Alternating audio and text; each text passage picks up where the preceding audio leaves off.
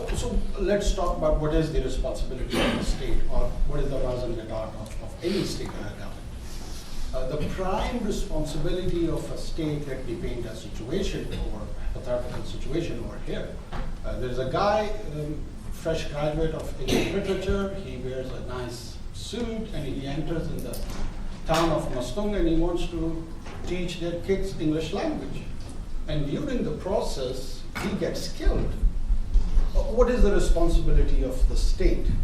To protect the life of this individual, or would be more interested to protect those militias, which by the way is not constitutional.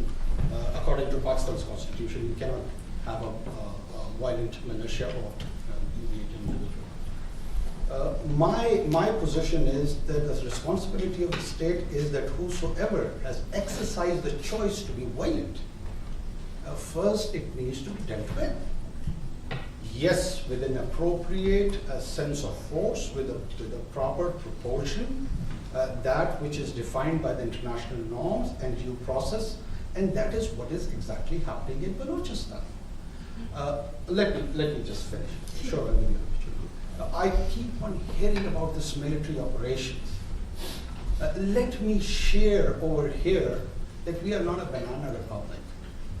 No rogue elements in Pakistan's military or police force or anywhere can just go on operation and then just kind of have a picnic party and let's kill 5-10 guys. No, that does not happen. There is an SOP to that. There is a procedure to that. SOP, standard operating procedures. Exactly. And in military operations case, every individual who is in uniform in Pakistan's military, that has to be sanctioned in MO Directorate, which is called Director General of, the head of it is called Director General of Military Operations.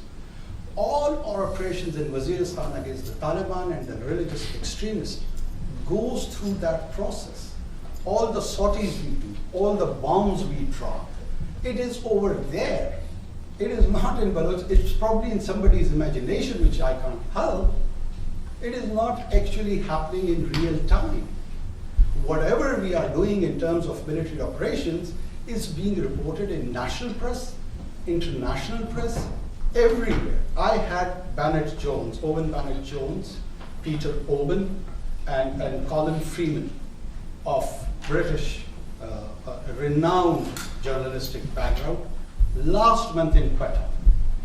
I'm kind of amazed why people of that stature did not report these so-called military operations and the burning of the villages and houses.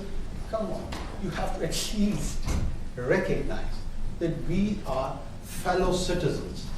We are facing a situation in which a small militant brand, yes, they got killed during the operations, which is perfectly legitimate. Any state or a government which differentiates its populace between a uniform-wearing organization and a non-uniform, they are entitled and they are given the authority to keep an internal order. We are doing our duty over there.